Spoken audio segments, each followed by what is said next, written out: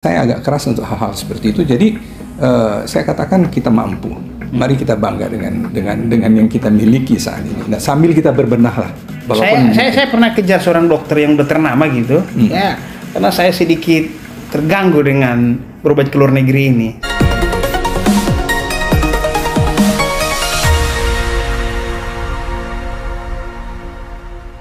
Salam sehat Indonesia.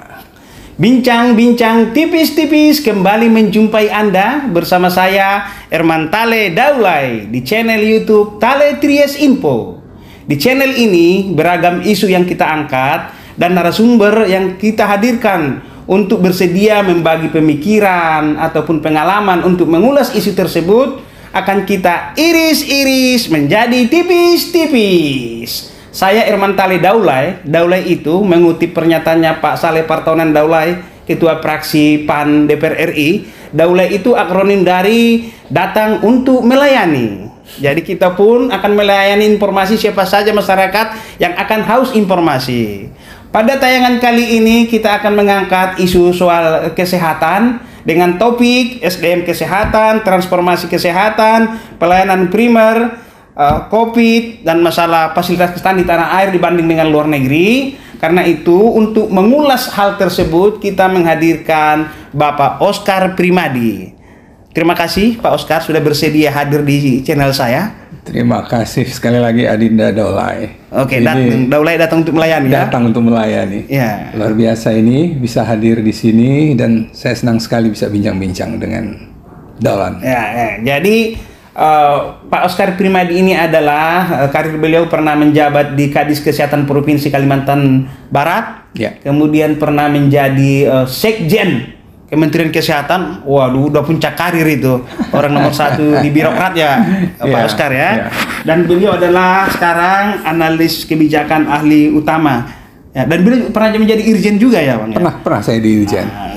Walaupun udah lama, belum sampai setahun, tapi pernah saya melewati jabatan itu. Udah ini isi perut birokrasi kesehatan ini sudah paham lah ya. Tapi saya ini dulu Bang, karena dari segi pengalaman Abang ini kan Indonesia ini punya cita-cita besar. Ada yang harus ditangkap di masa depan. Tentu kan SDM masyarakat kan harus sehat. Nah, untuk menjaga kesehatan harus ada SDM kesehatan yang mumpuni. Nah, coba Abang berbagi pengalaman dulu tipis-tipis dulu soal SDM kesehatan di tanah air. Silakan, Pak Oscar. Ya, salah satu hal yang sedang ditapaki oleh Kemenkes sekarang ini adalah sebuah proses transformasi. Transformasi bidang kesehatan ada 6 pilar. Nah, salah satunya itu adalah persoalan SDM. Kenapa SDM sangat krusial sekali Bang Daulay? Soalnya pembangunan tanpa SDM kesehatan yang mumpuni, yang profesional, yang dapat menyebar ke pelosok-pelosok negeri ini, ya akan terjadi ketimpangan tentunya. Nah, hal-hal inilah yang sedang ditata oleh Kemenkes, dan alhamdulillah ini sedang berproses. Kalau kita berbicara persoalan jumlah, rasa-rasanya untuk tenaga-tenaga di luar dokter dan dokter gigi itu kan di setiap provinsi itu punya poltekkes, politeknik kesehatan itu yang dikelola oleh Kementerian Kesehatan. Di samping itu juga ada namanya sekolah perguruan tinggi yang memang memberikan pembelajaran fasilitas pendidikan yang sekaitan dengan tenaga kesehatan, perawat, bidan dan seterusnya. Ini dari sisi jumlah sekolah insya Allah kita tidak akan kurang. Tetapi sekali lagi persoalan pemerataan ini menjadi persoalan pokok. Apalagi dokter. Dokter juga hampir seluruh provinsi di Indonesia ini sudah mempunyai fakultas kedokteran di masing-masing provinsi, even di Papua, di Aceh, di Kalimantan, semuanya sudah memiliki itu. Tetapi sekali lagi masih saja kita melihat adanya belum terpenuhinya beberapa puskesmas. Nah, ini sedang didorong oleh Pak Menteri Pak Menteri kita sekarang. Nah, persoalan mendorong inilah kita harus erat kerjasama dengan teman-teman di provinsi, pemerintah daerah, para gubernur. Sekali lagi ini semuanya adalah komitmen bersama karena kesehatan ini sekali lagi bukan urusan di pusat saja, dia ada urusan di daerah. Ini didesentralisasikan, otonomi daerah. Jadi sekali lagi bahwa kepedulian daerah ini sangat menentukan sekali. Nah itu kita sudah membuka sebuah kebijakan besar dalam mendorong ini semuanya. Tinggal bagaimana penempatan ini dapat benar-benar terpenuhi dengan baik. Sekali lagi dari sisi jumlah Berarti desa-desa sekarang bidan-bidan desa itu udah hampir seluruh desa di Indonesia udah hampir ada. Bisa terpenuhi lah melalui kapasitas itu. Kemudian juga yang betul-betul mempunyai hal yang sekaitan dengan tenaga yang memang profesional yang dibutuhkan oleh di daerah seperti spesialis, kemudian tenaga ahli itu juga dipentingkan kan. Kita masih melihat bahwa beberapa di rumah sakit di daerah juga masih kekurangan tenaga spesialis seperti itu. Nah, untuk itu juga didorong oleh pemerintah, dalam ini oleh Kementerian Kesehatan dan melalui Pak Menteri, untuk mentransform ini bukan hanya memanfaatkan lulusan di dalam negeri, kita juga memanggil anak-anak Indonesia yang sedang tugas atau belajar di luar negeri untuk dapat kembali ke Indonesia, dan kita akan berikan kemudahan-kemudahan dari sisi upaya sehingga dia mampu untuk dapat berbakti di negeri ini. Karena sekali lagi apapun namanya, bahwa ilmu yang sudah dibawa dari luar kemudian dia akan kembangkan di sini tentunya akan membantu sekali. Karena tadi persoalan sisi jumlahnya kita masih mengalami kekurangan, dan untuk itulah sekali lagi proses ini sedang bergulir. Jadi saya mau iris tipis-tipis dulu soal SDM baik kualitas maupun kuantitas. Kalau dari sisi kuantitas tadi mungkin sudah dari sisi lembaga pendidikan sudah mulai ini ya. Cuman pendistribusian SDM ini, kalau yang tadi saya agak sedikit pesimis, kalau dari luar negeri udah ahli tiba-tiba ditempatkan di pojok-pojok desa yang terasing gitu ya, masih belum ada fasilitas pembangunan yang layak, itu agak-agak ini juga sih. Kalau yang terpencil itu kan lokasinya puskesmas.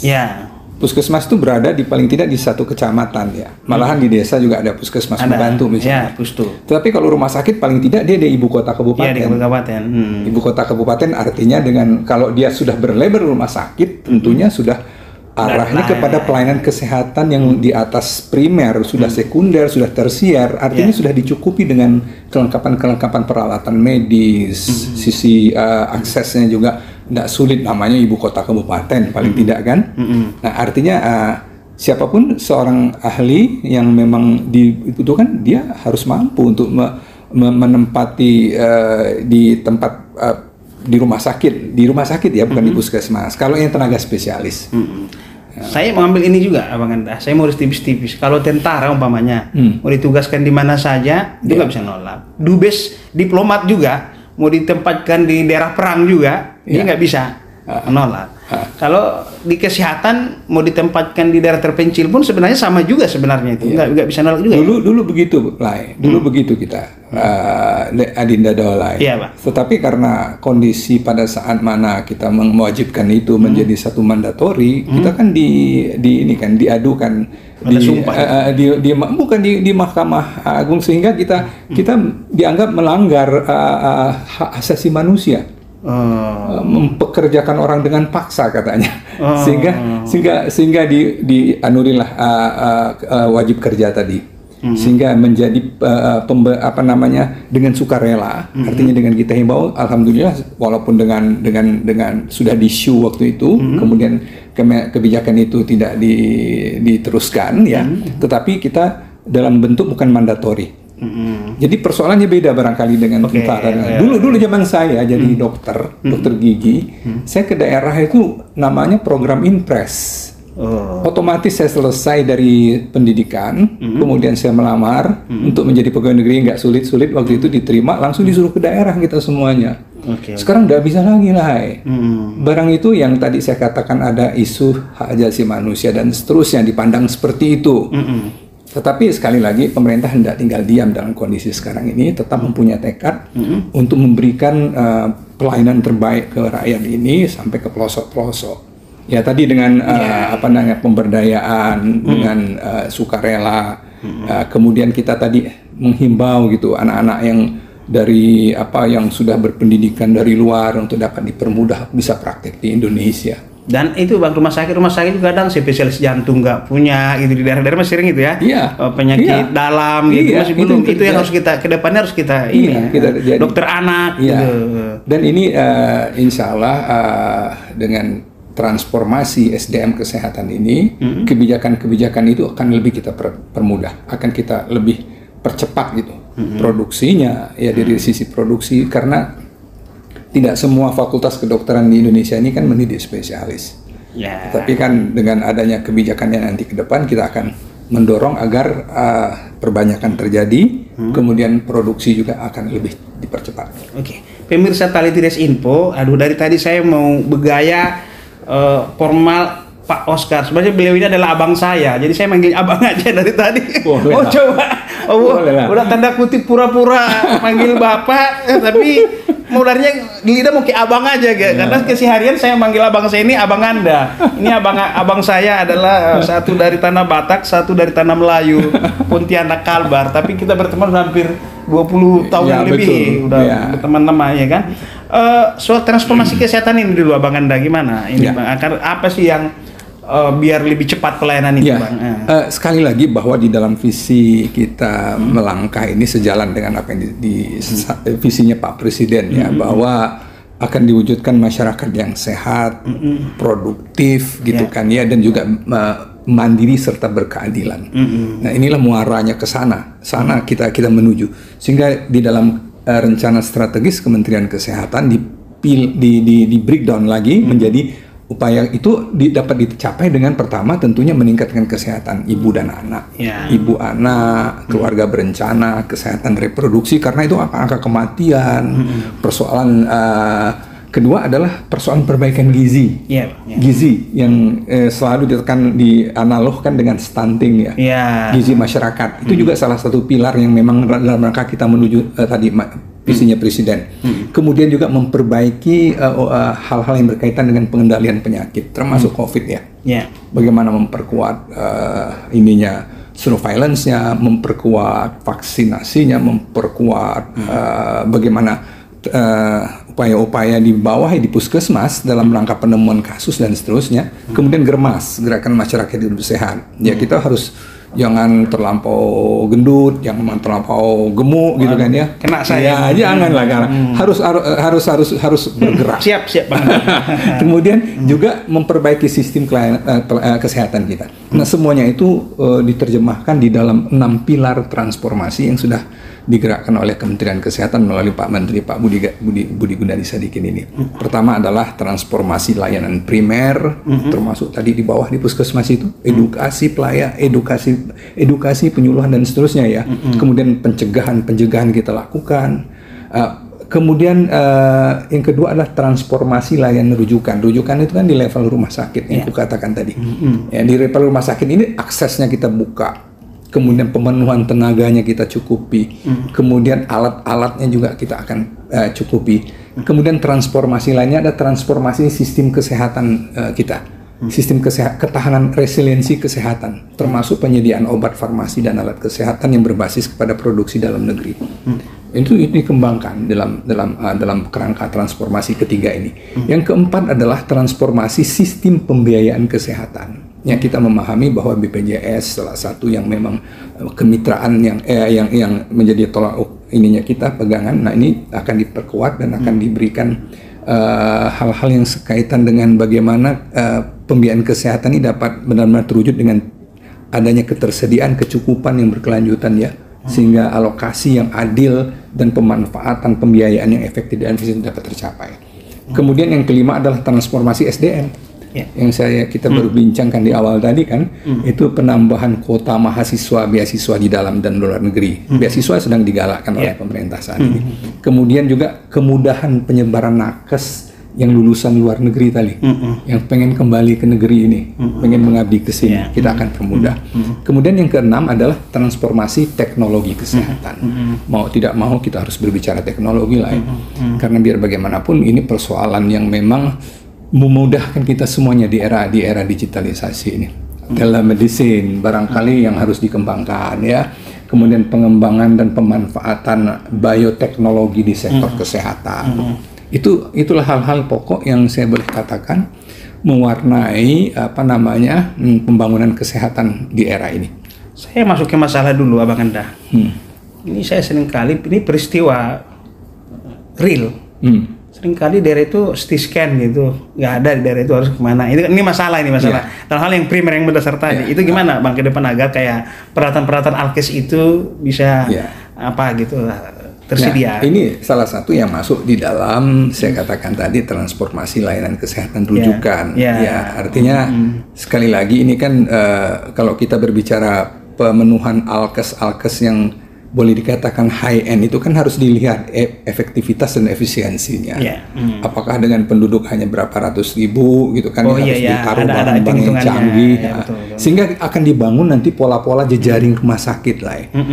Jejaring rumah sakit yang mana di mana misalnya pengampuan 6 layanan unggulan itu sudah dikedepankan terus oleh Pak Menteri. Layanan jantung itu rumah sakit mana di daerah regional mana itu akan terdistribusi. Nah saya karena saya tidak memahami secara programatik ya barangkali mungkin nanti bisa didalami lagi. Yang pasti konsep pembangunan layanan kesehatan rujukan ini yang berbasis efektif efisiensi dengan menguatkan layanan-layanan rujukan jejaring gitu, itu sedang dirintis ke sana. Oke, saya ada 2 pertanyaan lagi Bang nih, mau saya iris tipis sama. Pertama, pelajaran hikmah dari COVID.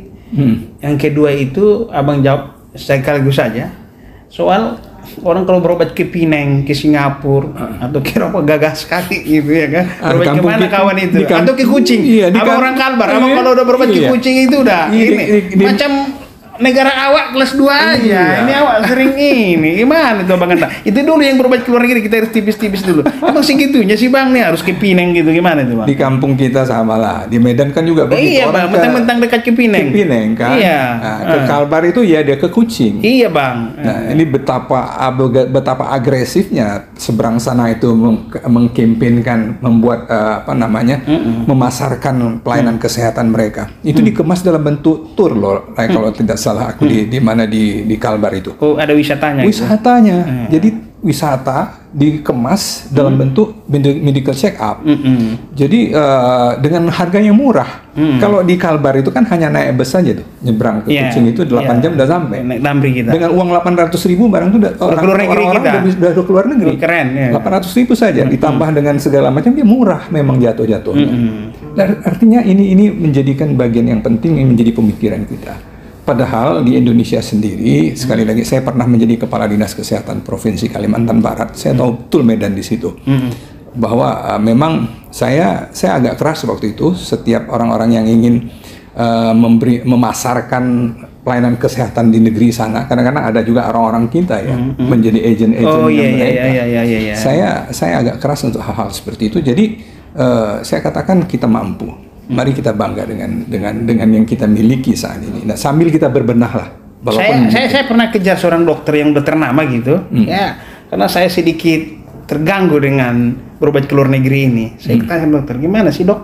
Apa Singapura lebih hebat dari kita? Dia bilang tidak, kita tidak kalah. Betul. Aduh, dia paparkan ke saya, kita tidak kalah. Betul. Kita yang saya pahami.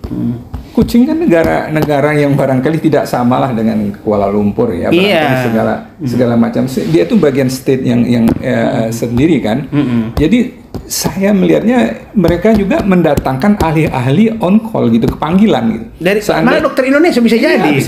Bisa dari Kuala Lumpur. Kalau orang Indonesia mau hari ini dioperasi, dia panggil ya, telepon, dia terbang ke sini. Terbang dari Indonesia lah saya bilang. Iya, dari Indonesia bisa jadi. Saya yakin ada itu cerita dari Inggris, dari Kuala Lumpur, dari India, dia dengan segala ini. Bukan dia berarti bukan dari dalam sendiri. Padahal di Indonesia sendiri kita punya. Kita pun bisa. Kita punya.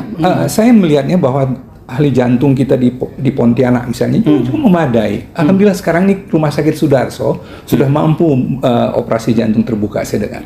Sudah bisa. Itu dibina oleh Rumah Sakit Jantung Harapan Kita. Tadi yang didorong oleh Pak Menteri kita bahwa membangun jejaring rumah sakit jantung itu Rumah Sakit Jantung Harapan Kita sebagai pembina utama. Kemudian dia memberikan pembinaan kepada rumah sakit daerah. Alhamdulillah termasuk di Medan, di Jakarta, di Pontianak. Kita enggak ada yang di Pineng itu di situ ada. Tinggal siap. Kalau perlu dokter di sini, dia bisa terbang ke Kalimantan, dia bisa terbang ke Medan, ke Sumatera. Tidak ada persoalan. Kayak dosen terbang gitu nggak apa-apa. Ya, tinggal sekarang barangkali memang yang harus dijadikan ini adalah trustnya kita. Rakyat Indonesia dapat memanfaatkan bahwa dokter Indonesia tidak kalah dari sisi kualitas, malah dipakai di luar negeri juga orang-orang kita ya. Dan tentunya sambil kita benahi semua persoalan-persoalan yang menyangkut bukan sekedar teknik medisnya, tetapi bagaimana hospitalisasinya kita, keramahan, kemudian manajemen non medisnya, pelayanannya memang, front office-nya. Iya, kalau jutek memang orang tadi udah mau sembuh gara-gara dijutekin jadi balik ini lagi. Itu yang barangkali hal-hal itu kan bisa diperbaiki barang itu lain. Hal-hal seperti ini. Iya, pelayanan ya. Bang, terakhir ini mau series tipis-tipis apa masih sempat menjabat sekjen waktu Covid? Sempat. Saya pada saat itulah di 2019 ya. Saya kan jadi sekjen 2018 sampai 2021 kemarin, 3 tahun. Iya, pas di tengah COVID lagi membludak itu kan. Pelajaran apa yang bisa Bang petik sebagai orang nomor 1 di pegawai Tentunya saya berpatokan kepada kebijakan yang diambil oleh pemerintah secara utuh ya. Kan saya menjalankan secara operasional di kementerian ini. Ada waktu itu menterinya Pak Terawan, kemudian diganti oleh Pak Budi Sadikin ya.